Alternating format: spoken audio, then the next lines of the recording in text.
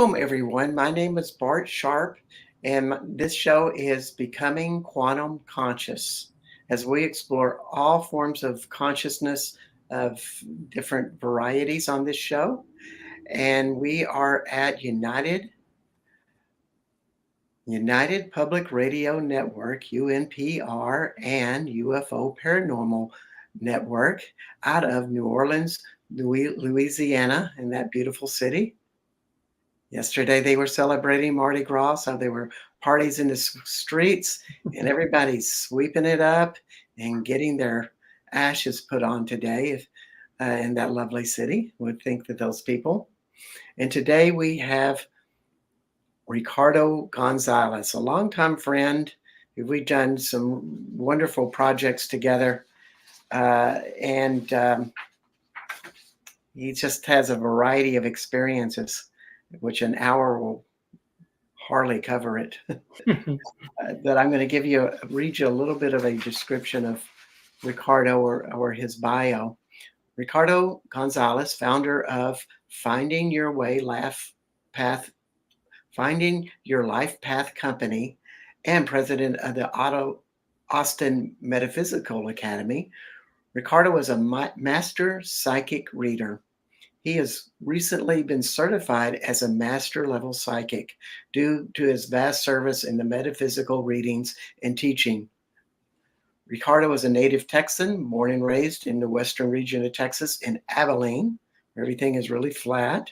He has been seeing spirits since he was 9 years old. Ever since then, he has been fascinated with spirituality, metaphysics, and curanderism. In his wide variety of experiences, he has become an ordained metaphysical minister from the International Metaphysical Ministry University Seminary, CMP certified. That would be a metaphysical practitioner. In addition, he holds a Bachelor in Metaphysical Science. In Austin, Ricardo works in the metaphysical community as a psychic advisor, medium, and tarot reader. His mastery is certified due to his continual practice for 35 years. He is one of the busiest psychics in Central Texas, serving hundreds of people every year. Yes. So we have somebody very dedicated to the field. Ricardo Gonzales, welcome to the show. Well, thank you, Bart. Thank you very much. Thank you for everybody who's watching and listening. And I hope that you enjoy the show. We're going to talk about a lot of good things, especially in the metaphysical community. Yes. And one of the things that fascinates me is Ricardo's been doing this since he's been a child, and he was a medium at 9 years old. It's probably the kind of kid that says, "Mom, don't sit there. Uncle George is sitting there," you know? Yes, I have he hadn't left. That's true, Bart. In fact, I have an excellent story about when I was 9 years old, how I would see ghosts and spirits in the house. And I would always run around the house telling my parents that there's a man in the house. So my father, being the father that he was, he would walk around with a bat like he's trying to beat up somebody. But in reality, there was nobody there. And I was driving my parents up the wall because I kept on seeing this man in the house. And nobody could understand what it was. So it got to the point where my parents were like, yeah, okay, whatever. You see whatever, okay. We're okay with it. But I kept on seeing spirits and ghosts and all these people walking around the house. And my dad's trying to beat them up, you know. And it's lucky you had a background with your grandfather being a curandero. Oh, yes. I had a lot of background, a lot of studies that I did with him. I would spend in curanderismo or curanderos. I would spend my summers at the farm that my grandfather lived in. And every summer, my parents would take me up there along with cousins. And of course, we would help to maintain the farm or the ranch or whatever. But my grandfather would spend there the evenings talking to us about spiritual values, spiritual healing, and how to heal people through curanderismo. Cura means to cure. So it's a healing type of process that he showed me. So I spent many years with my grandfather of really learning the craft and how to do it.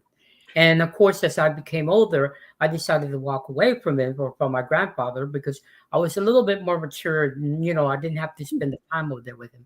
But I spent the times in public libraries and talking to people and finding everything that I could think about the subject line.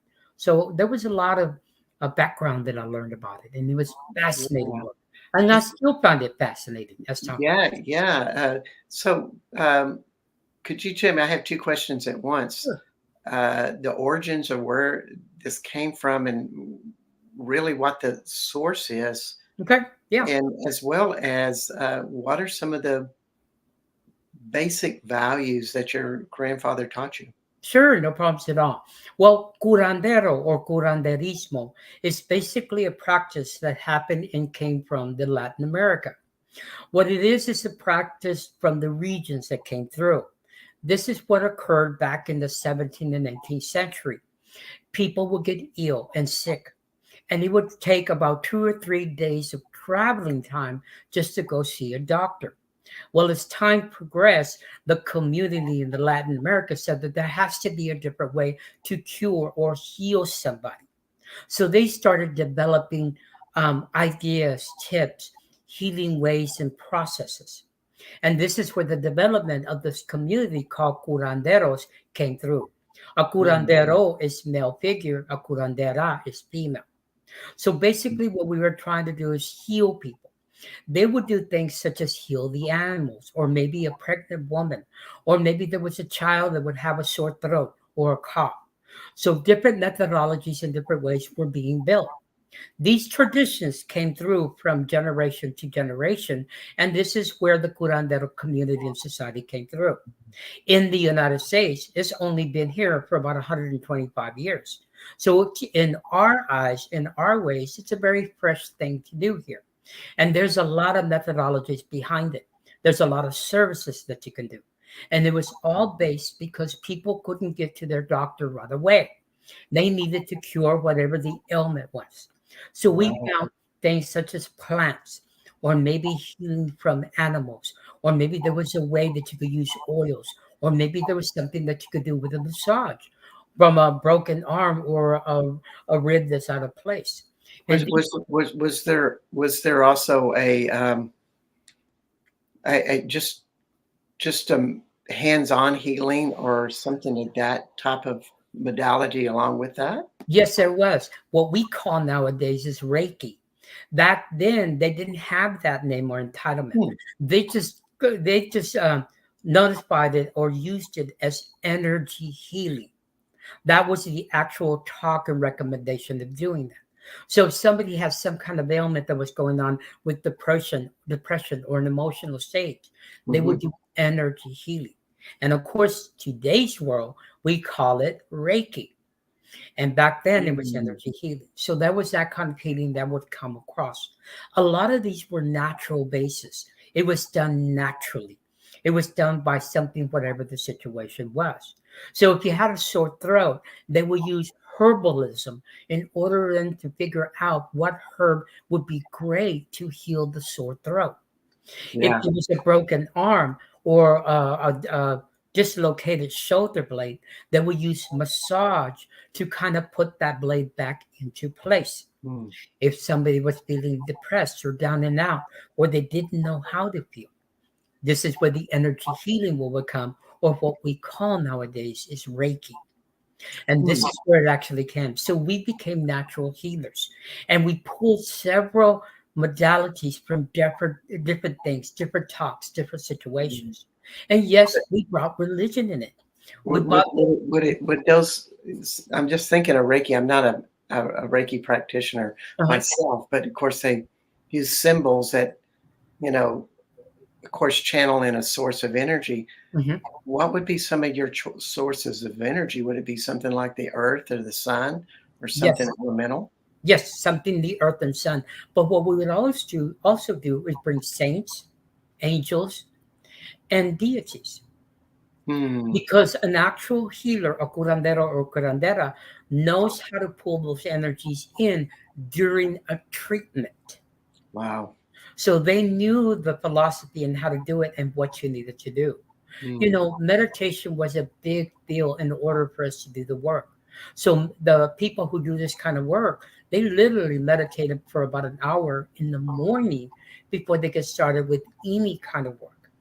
During that meditation time, they would pull in the saints. the angels, the gods, the goddesses, the Mm, spirit guides, anything that they can think of that would help them to shift the energy of the individual, whatever the process was. wow. So I wanted to ask you another question about this. Do you suspect that the sources that those people had in the 1700s began hundreds of years before that? Oh yes, true. There's a technique that I use in order for me to heal the spirit, and it's called Olympia. What it really is a spiritual clearing, and there's a technique that we do in order for us to clear that. But this kind of demonstration or this kind of process has been around over 250 years. It's just been passed down from generation to generation, and there is different ways of actually doing the practice. Just depends on what needs to happen. But this limpia or spiritual healing is a way to actually go to the person who's either depressed, down and out, or feels a negative energy around them. And this practice helps them to heal that so they will not feel that way anymore. There is a methodology you have to go through, and it is a very long thing that you have to go through. But at the end of the treatment, the actual client feels very strong, very good, very uplifted, very positive, very motivated, and the list goes on and on. Mm, Great, great wow, treatment to do. that's wonderful. Yes. It's just amazing of the ancient qualities, and something so ancient comes in when the settlers or the people from Europe came over. We won't mention any names and countries, um, but they brought in more of a intellectual linear sense to it, which shifted it, and yet then you have this wonderful marriage of something much more feminine, uh, more magical and earth and sun based, but also solar system based or Oh yeah. Oh yeah. Whenever universal. you do this work, you're pulling from all sources. It's not from Mm, one being. You pull from the sun. You pull from Mother Earth. You pull from the moon. You pull from water energies, from tree yes. energies. So I want to ask you this question. Mhm. Just could you just give me an example of how you would pull energy? Because Sure. this is something universal that so many healers and psychics and do. We source energy, and everybody's ability and ways they do it is sometimes uniquely their own. So I'm always fascinated to see how people do it. Okay, no problems. The way that I was trained and the philosophy that I know is in order for you to pull energy in, is you have to open up your heart. So you put your heart in a position where it opens to receive any energy that comes through. Then Hmm. you relax thyself. And you tell thyself that I will receive whatever energy comes through. The other day, I went by we have a lake that is here to the city that I live in. And I went by the shores and I sat there close to it. And as I sat there to open my heart, I said to the water energies, please come into my physical body. I was saying it mentally, emotionally, and stably. And as I did that for the 10 to 15 minutes, all I felt is this water. It was like a glass of water was being poured into my heart. So I Wonderful. felt the water energy coming through to me. Then I walked away with the water energy. And I knew very well that as I did the work that I needed to do, I needed that water energy to do the work that I need to do. So this is how you do it. The more you open your heart, the more you receive whatever needs to be received, the better your work will become. Exactly. I so totally agree. And in this world where everybody there's a tendency for everybody to be intellectual, Hmm. think things through, and they look at the psychic world as how do I figure this out Hmm. instead of how do I feel it and viscerally run it through my body. But if when we're talking about the heart, we're also talking about our own conscious, Hmm. and so much about what our own conscious, our guilt, our shame, our repressed stuff is really manages or inhibits what we can actually perceive in our heart. That is true. Not that the heart is limited in itself. It's more we're limited in what we can access due to our own limitations. That's true. We're the ones who limit our heart to receive whatever needs to be received. It's more of a subconscious to a conscious level versus the heart level. If you Yeah, learn and teach yourself how to work with your heart to make it work for you, you will receive a lot more than what you're actually receiving at this moment in time. yeah, yeah. That's So something that I've learned. exactly. So my guess is that these are some of the important principles that you teach at Austin Metaphysical Academy. Yes, it They're is. schooled here in Austin, Texas, to teach people psychic and abilities and how to put those out to the world. That's true. That's something that we do at the Austin Metaphysical Academy. I established this school back in 2013. And the reason why I established it is because I felt that the metaphysical community didn't have a recognition or didn't have some kind of educational source in order Mm, for us to get that one question answered. And I myself personally, I tried to look for that and I couldn't find it. So I said, how come we don't have a source? I don't understand why this community doesn't. And this community, the metaphysical community, has been around for thousands of years. It is yeah, not a new practice, you know? So as time progressed, I said, well, I need to fix this. And the way that I decided to fix it is starting an academy and really bringing these sources together for people to actually learn more and maybe mm, explore or maybe get that one question answered. You know, because we all walk around Mother Earth going like, man, I want that question answered, but I don't know who to go to. You know, yeah. we all do that. I know I do that quite often. And I decided to develop the academy.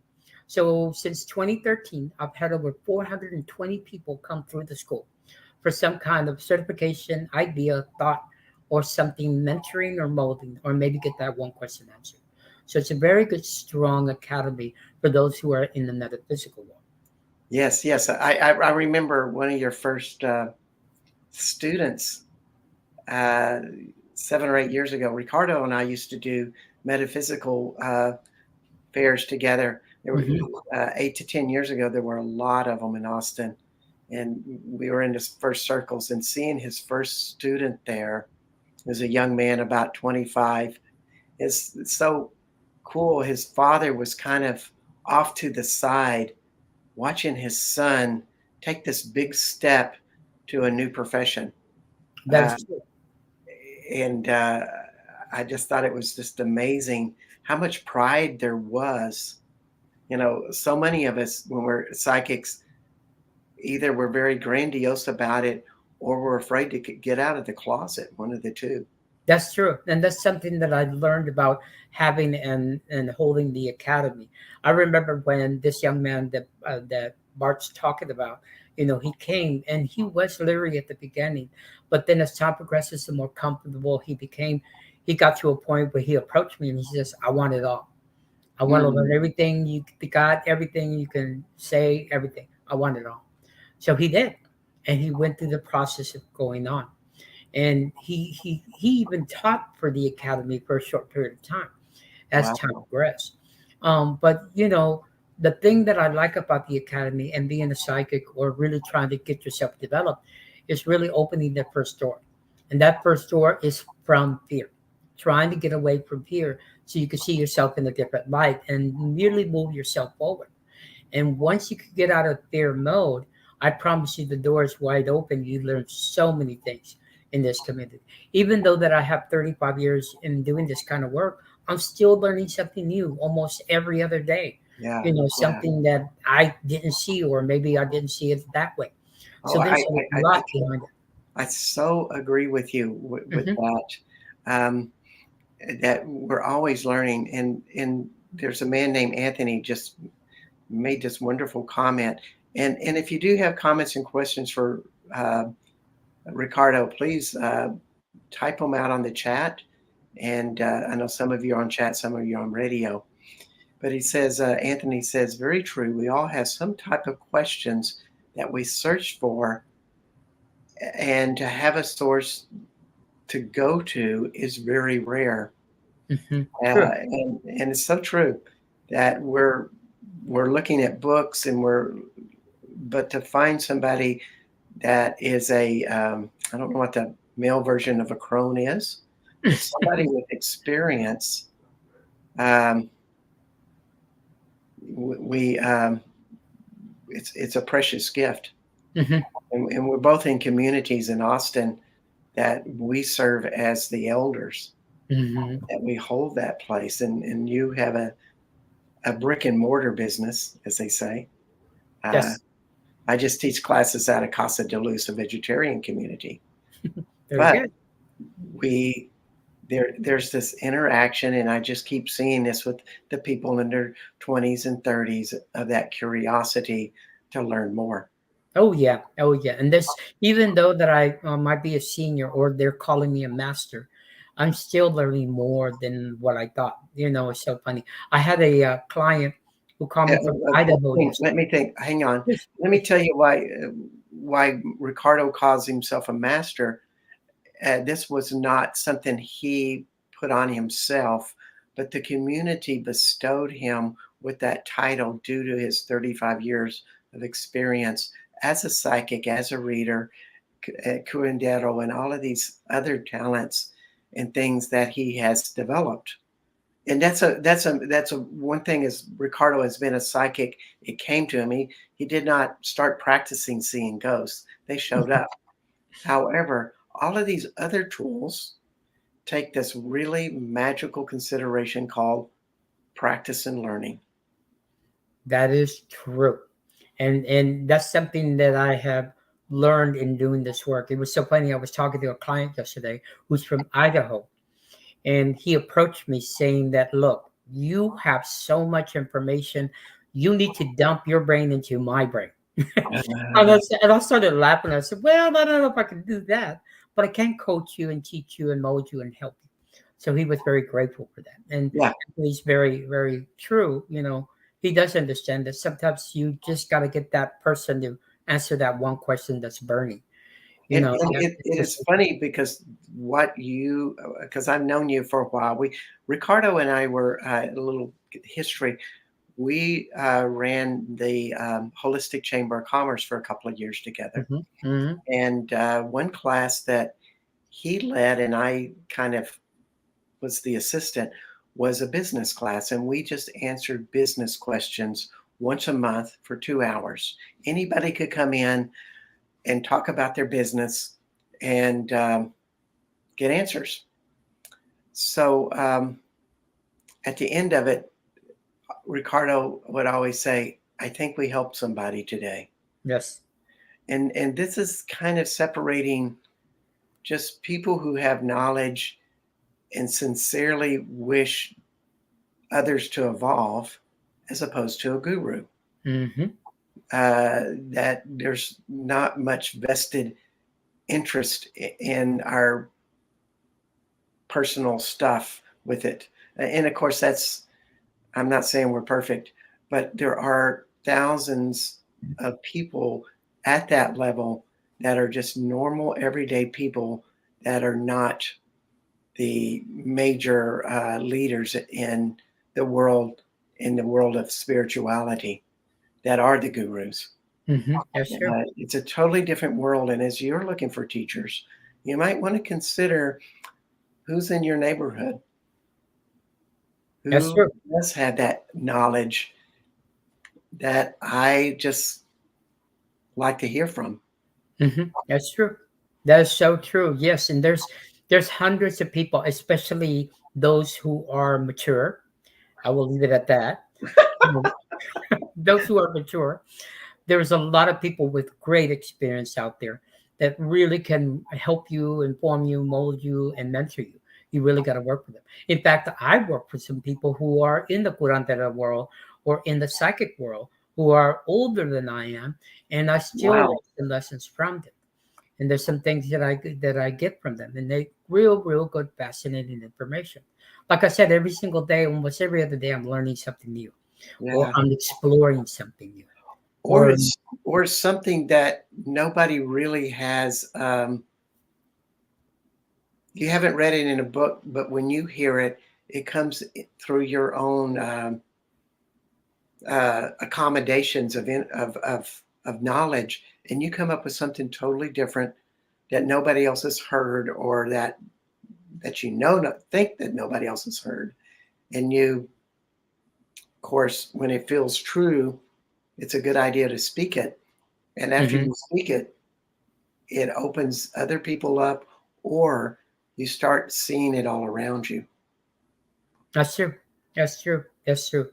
It's when you seek an answer, the voice will come, and the Yes, voice will come in different ways. That's yes, something it that really I've learned. will. Yes. And I wanted to thank you, Anthony, or Daniel, as Ricardo knows him, saying that how much Ricardo has helped him uh, with, I guess, his own development, but also to love each day that we walk with. And that's such an important part about this psychic journey. It's not about making yourself so much look cool. It is cool to talk to angels and to feel all of this, but ultimately, we really want to develop. That's the That's basic premises. that's true. Did you know very well that people, one thing I do want to add to this conversation, and I think this will help a lot of people, Hmm. is that, and something I've learned in the 35 years of doing this work, we are all psychics. Okay. Mm, Women have that women's intuition. Men have that gut feeling. Just by having those vibrations, that is basically your psychic mind working with you. exactly. Basically what's going on at that time. So, have you ever traveled down the road and something told you you better take this street instead of that street? Or maybe you're at a grocery store and you're going like, "Oh, I don't know if I should get bread or not," and all of a sudden you talk yourself out of it. Those are your psychic abilities working with you, because Yeah, psychically you're being told by spirits or higher gods or deities that this is not the right thing or not the right road. So you're actually working with your psychic abilities during that time period. That's what's going on. exactly. I know I've said this on this show several times, and I'll say it again. Whenever I'm in that place where I'm looking for answers, I'm always asking questions. Hmm. Hmm. What am I not getting about this? Yes. And generally, answers come. Yes. Um, uh, though sometimes I don't like them. That is true. And I hear that a lot from a lot of clients. They go, I was speaking to the universe the other night, and I didn't like the answer the universe was giving me. And I said, well, you might want to ask the question in a different way. And maybe Yeah, universe will give you a different answer. yeah, yeah. I just think that pain is part of this reality, Oh yeah. and people think that more awareness will get you less pain, more money, and a better date, and a better girlfriend, or a better husband, or whatever. And that's not it. It's more like, no, I'm more aware of all the things around me. Hmm. That's true. And The awareness factor. when I watch you, because we did all of these fairs together. Of course, Ricardo, as soon as the fair opened, he had people at his table, and Yes. True. and it was like you never got a chance to talk to him because he worked the entire time. He was one of these rare people that people were always coming to see, like lining up and scheduling and all of that good stuff. But you're using tarot, and so it seemed to be this medium that pulled all of these other sources together for you. Is that true? That is true. That's true. Tarot is just a tool. Mediumship is just a tool. Being a psychic is just a tool. And it's a tool for you to connect to the other side, or the spiritual world, however you want to see it, or the universe, however you want to see it. So basically, what happens is whenever I do a psychic reading, mediumship, or maybe pull some tarot cards, that's basically a tool that will help me to connect to the universal laws and see what's really going on. Because I have learned in my training to listen to the other side. Keep in mind, and I want everybody to keep in mind, that the universe is constantly talking to you. But what happens is we don't listen. We just refuse to listen because the answers are there for you. And we just don't do that. When you become more psychically the ability under psychics, you learn how to in tune and listen to that, or what we call that inner voice. Hmm. And that inner voice is actually the spiritual world talking to you and letting you know, here's your answer. And yes, there's some answers that are great, and some you're going like, I don't know about that. I don't know if I want to go that way. You Yeah, know, yeah, yeah. It's always amazing. yes, And we come from different places. I mean, to me, I call it intention. Wherever I put my intention or my focus, then I can start having perceptions of that. I might put my intention on a tree and feel the reality of a tree, or I might take it into my heart. Or if I'm working with somebody as a shaman, I may be in the world of their gut and feeling everything that is angst in there. mm-hmm, But you can guide it anywhere, mm-hmm. That's true. and they do. Do you feel like when you're pulling in angels and asking them or gods, and uh, that you have more extra sensory perceptions? Yes, because I have gotten more in tune that I'm able to talk to them constantly, and they're constantly coming to me. They're Did with this me. happen as a child, or Oh just something you yes, oh developed? yes. The storyline that I told you when I was a 9 year old little boy. I mean, there's where my life went in looking at spirits or whatever that was. And of course, it's very hard um, to explain to people. Oh yeah, I was working, playing with my best friend named Oscar, and they go, "Well, who's Oscar?" Well, it's this old white big guy who's actually hanging with me. That was my spirit guide. That was the one that Mm. was with me, and I kept on seeing it. I would draw him at school, and the teacher would approach my parents, going like, "Okay, who is this guy that's hanging around Ricardo?" And it's hard to explain to a teacher, a non-believer, that okay, this is a spiritual guide that belongs to Ricardo. So I've always had these spirits throughout my Yeah, whole entire yeah. life. I would see them all the time. I know very well that many parents who have young children who they're always seeing something. Or you might have a pet, like a cat or a dog, that's always looking around the room, and you're trying to figure out what are they looking at. Mm, They're actually looking at those spirits that are hanging around your home, or exactly. that's what they're doing. Or the child that draws this stranger, all of a sudden it's that spirit guy that they're actually working with. So, so My spirit's name, God, was named Oscar. wow. Is that why your email address is Riga Os? It's like I was looking at that, go, oh, Ricardo, then Gon Gonzales, and then there's AUS, and I was thinking that was Austin, but no. That is for Austin, but to Okay. make you aware, it's about Oscar. How funny. Don't tell everybody, okay? Okay, this is between you and I, Okay, and the thousands of people who are listening that's today. right. Uh, so, how do you help other people that want to get that to that reality? Because you got it, and the rest of us, we had to, you know, learn it. You're correct. Now, let me tell one more time. I'm going to repeat this one more time. I want you to be aware, and I want everybody to be aware, as those that are listening and watching. You are psychic, okay?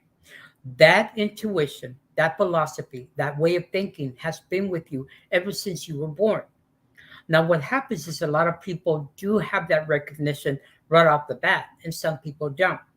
Even if you're a believer or a non believer, you still have that psychic abilities. Like I demonstrated earlier today, guys have that gut feeling, and women have that women's intuition. That is a psychic ability. That's what you're connecting to. Yeah, So if you're being told don't go down that road, it's your psychic abilities that are connecting at the time and yeah, telling you that that is not appropriate way for you to go. yeah. If your psychic abilities tells you You sit down and want to have a salad, but all of a sudden you go, I want French dressing instead of ranch. That's your psychic abilities. They're telling you that this is not the right thing for you to eat at the time. So everybody has a skill and talent. Everybody. Now, some people recognize it when they're very young, and some people recognize it when they're mature. I'll leave it at that. Yeah. So, as time progresses, as the abilities become stronger, then they start pulling out of you, and you start asking some basic things. There's something that I recognize a lot about actually being a psychic, and one of them is your sleeping patterns change. Did you know that people who are really psychic or really connected well have sleeping problems? Yes, you can tell the world that it's the fault of the United States or wherever you are. No, it's because the abilities are so strong during the middle of the night than during the day. So as you Mm. connect, this is where the abilities just start to get stronger. The most strongest point is at 3 a.m. wherever you live.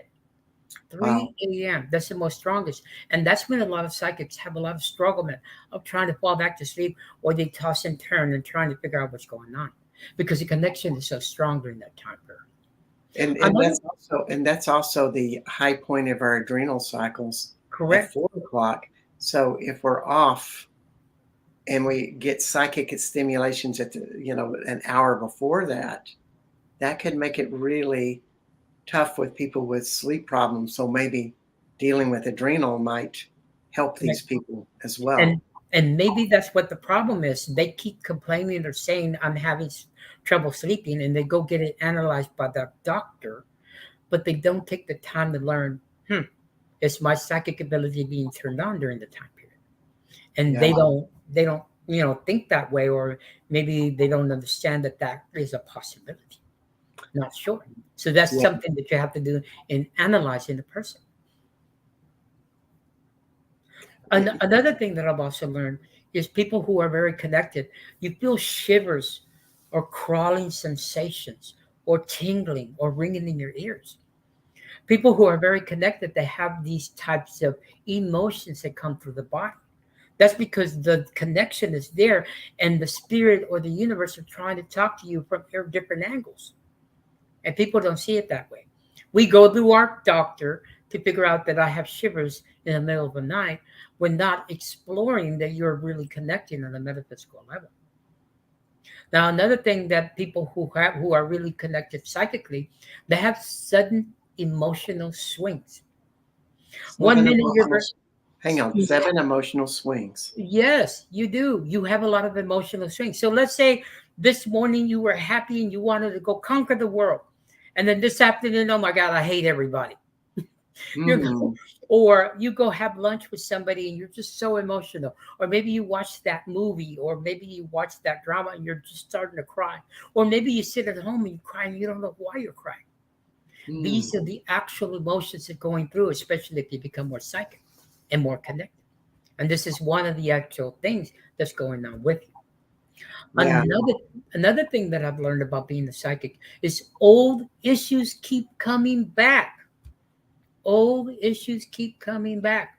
You remember that thing that happened to you when you were 18 years Well, old, or yeah. how your first love affair was, or maybe you shouldn't have done that, or you remember that. The other But day, I caught myself laughing at myself, and I'm by myself going like, "What am I laughing about?" but I I, go, I think that's more like just being in tune with yourself, "That's true, and that as a shaman, it works on emotional stuck emotions, basically. correct." When you start to have that intimacy with yourself, and that's to me what a psychic is, your body reminds you about what you've not resolved. Hmm. That's And true. it sometimes kicks your butt Hmm. because it says you haven't dealt with that issue yet. So let me guide you to some people that will really trigger it. So That's true. you'll be attracted to someone and hang out with them, and you realize, oh, this is my father reenacted. That is true. That's true. It's Yes, sir. And Bart's very right about the emotional strain of the actual old classic way of emotions coming through. And this is where my services as a curandero comes through, because I'll have a lot of clients that come to me and say, "Oh, I can't let go of that past relationship, or what my parents did to me, or how my siblings treated me." And there's where I actually work with them and counsel them and work the feelings out so we could see what's going on. But it's so funny that a lot of times when you learn to release one thing, another thing comes through. And then you learn to release that, and then another man, thing comes through. I, I see it as that you're finally starting to have an intimate relationship with yourself, Oh, yeah. and your body is, and your, or this greater self inside of you goes, okay, so you'll resolve that. So let's go to this next level. and, Hmm. the best way to get you to pay attention to it is kind of embarrass you or Yeah, it really does. It really does. But you become so mature and so enlightened, and you become more psychically balanced and more in tune, that it really is it, well it, worth the time, it effort, is, because you get those horizons of clarity, and and that's what being psychic is about, is living in that clarity. oh yeah. And so another part of it is you have to be a little fearless. Oh yeah, you're very, very right, Bart. You know, one thing that I've learned in the many years I'm doing this, and I work with a lot of people in this community, I have learned that the best healers are the ones who heal themselves. I Hmm. have learned that, and those people, I go and line up at their tables when I feel and sense that they've accomplished a lot of healing within themselves. You know, but the Yes. best healers are the ones who heal themselves. And that goes back to your heart that you talk about as being a curandero or a curandera. Hmm. Uh, that the more that we're opened in that place in our heart, all its awareness, all of this power and abilities show up in bigger ways because we're just a bigger vessel. Yes, Now, that's true. I have a little story here that Carrie Please. Langdock um, is sharing with her, and it's about this little girl named Katie, uh, 3 years old, and she had a guide, a little spirit friend named Tommy. And one day, when her mom couldn't find her car in the parking lot, and of course, Katie didn't know where it was, but Tommy did. He started talking to Katie and said, "It's over there." And of course, there it was. Very Uh, good. I love that. I love that. yeah, yeah, it's just amazing how, is that Katie's unconscious? Is that a spirit guide that is, in another realm that has an awareness different from ours? Good question to ask. I don't have an answer. That's true. Like me, I always dealt with Oscar throughout Yeah. my childhood and through my teenage years. Oscar was my friend, my companion. Oscar was the one who would keep me in balance or check. Oscar was the one that if I felt lonely, I knew very well that I had somebody to talk to, and that Hmm. was Oscar. So Oscar would always be around me. And even in today's world, Oscar is with me. You know, Okay. I'll ask him, "Hey, Oscar, can you come in? I really need to talk to somebody." And voila, he shows up out of nowhere. And, and we have a conversation. In fact, the other day I was driving to the grocery store. I was coming back and I'm at the red light and I'm talking to Oscar and my hands are going like this. And people are looking at me like, what? There's a crazy guy in the car next door. No, He's no, going no, like this. you just had a Bluetooth. That's all. Yeah, exactly, exactly, exactly. But I'm having a great conversation with Oscar, and people are looking at me like, "What is that guy doing over there?" You know, there's nobody in the car with him. Who is he talking to? So yes, I blame it on the Bluetooth. Yeah. So when people come to your school Mhm. and they're starting out, what do you start them with? What are some But of the there, first things? yes, there is a core class that I have everybody to do, and of course, it's the subject that we're talking about right now, and that's psychic development. Because in the belief and in the 78 years of metaphysical community experience with the people who coach me, they said that psychic abilities is the very first or the root to all other things.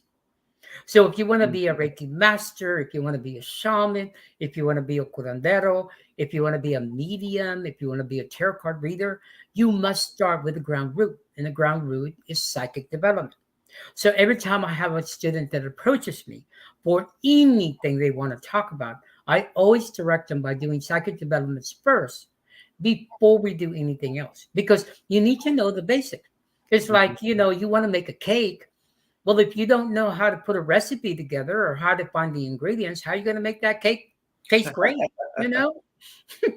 So the psychic developments helps you to open up those channels and those ideas. Yeah, And it yeah, also helps you to form your mind in a different way that you need to be. So that's how you be able to communicate, make yourself better, and make yourself a better practitioner as time yeah. progresses. You got To to me, have that ground root in to order for me, you to there's a practice. word that I use a lot teaching that is, can you identify or perceive the visceral sensations that go on into your body? And so if you are getting a message that your greater consciousness is telling you, can you know the difference? Is that a fear-based message, or is it something that you should be wary of, or is it something that is anger, or is it something of another sensation that is showing up? And so that visceral feeling that you get is so important. And you start to learn, and we just call it feeling, but that's it has a lot of parallels to emotional feeling. Like if you fall in love and that openness in your heart, that is a visceral sensation. Can you also apply that to when you walk into a grocery store and you see somebody, and all of a sudden a visceral sensation comes up because you have stepped into that person's world and you're seeing their world? Hmm. Hmm. To me, it's all something that we feel inside of us, and we learn how to interpret it into a language. That's true. That's true. And see, with the training that you get from psychic abilities, you learn how to in tune to those processes. You learn how to in tune to those emotions. You learn how the right way and how to identify it, that it's going to actually reach out to you and make a difference, or so you could see a different way. So Mm, we take all the negativity or all the falsification of the information, and then we install it back in you, but we do it in a way that you will have that understanding of what that open heart is. What mhm. about being that ability? Why do you have to do that? And you get a lot of questions answered more than anything else, which makes you a bigger and better and stronger psychic.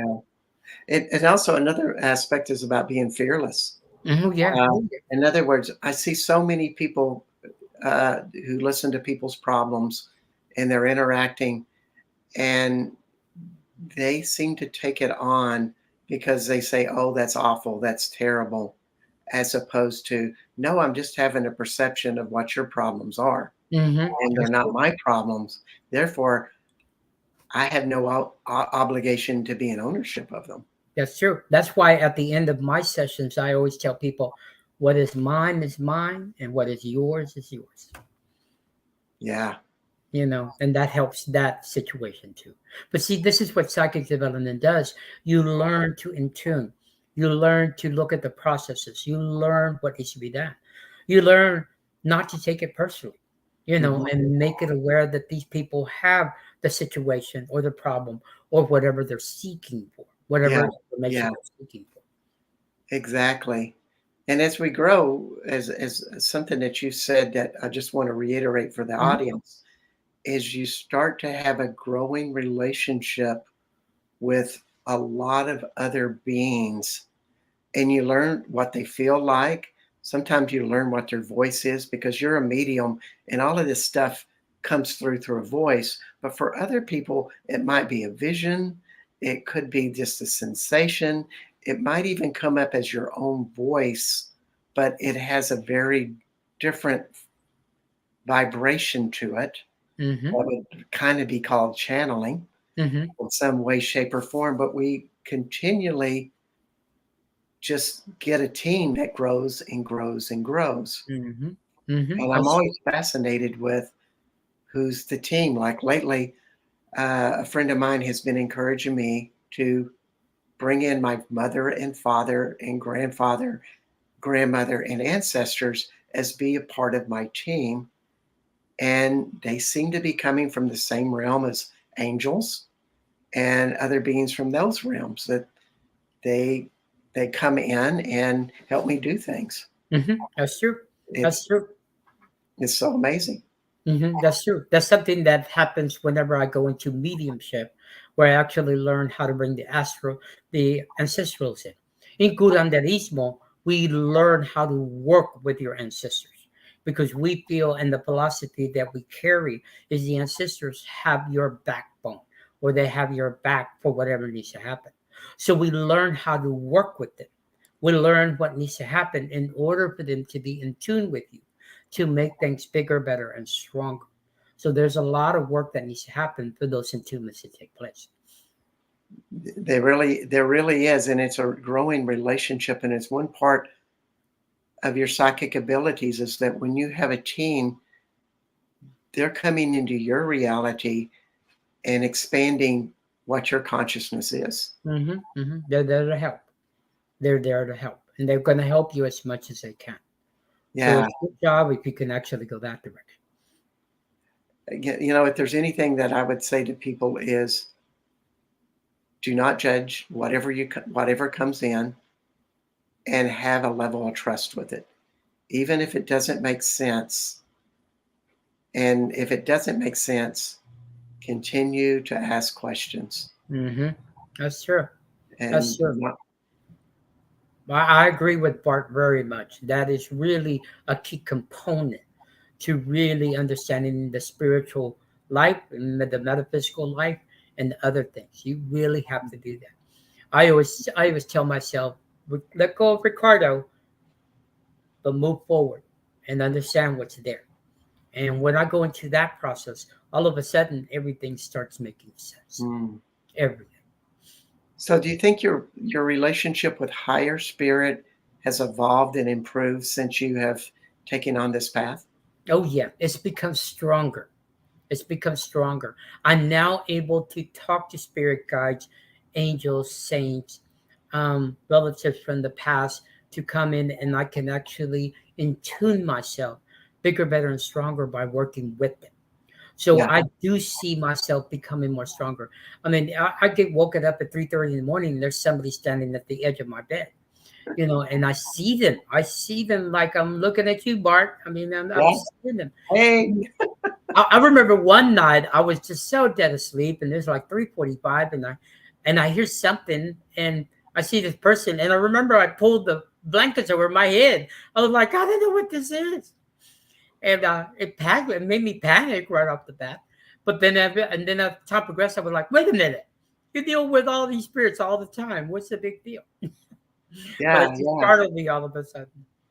It's so funny. So do I live in two different countries, France and the United States, hmm and the energies I pick there are very different than the United States. And have a much greater connection to Jesus, Mary Magdalene, and Mother Mary over there. And here it's more earth based and connected with American Indians. And I hmm wanted to ask you, what do you feel your difference is between living in Texas and having a heritage of Latin America? It is very, very different. I know very well that here in Texas, I come from West Texas, but I've been living in Austin for 36 years. Now, what I'm seeing is that my understanding of spirituality or humankind is very different than when I go, and I have gone several times to Mexico, where my ancestors lived and worked.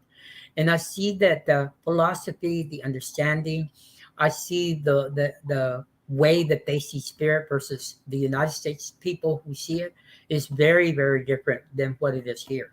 And I do have a different feeling from what the United States versus the actual Mexico, the Latin America. It's very, very different in the feelings, and I really cultivate myself to whatever that vibration is wherever I am, and Mm, and I think that's what's made me stronger because I see it like learning, how to speak French or learning how to speak English. yeah, You know very well that both of them have a meaning, but they're both pronounced differently, but yet you mean the same thing.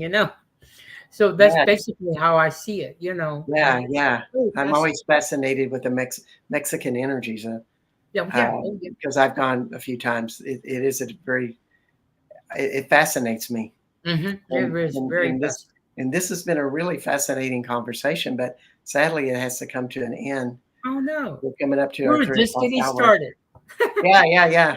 So thank you so much, Ricardo, for coming on to the United National Public Radio Network, UNPR, and the UFO Paranormal Network, which is our stations here. That we've been blessed with your presence and all of your knowledge of your life and what you do. I hope you can come back again, and I wish you many blessings. Yes. Well, And thank you, Bart. Thank you for inviting me. I appreciate this. And yes, yeah, whenever you want to yes, schedule me again, please, we will talk again. we'll do. And just next week, we have Cledstone Jordan, and we'll be talking about crystal skulls and all of those powers that they embody. So we're going to get a good education on what that is. And so my name is Bart Sharp of the Becoming uh, Quantum Conscious. Excuse me, I'm getting stuck on the on the United National Public Radio Network and UFO Paranormal Network. We wish you adieu and good tidings. Until next time, bye bye. Bye, y'all.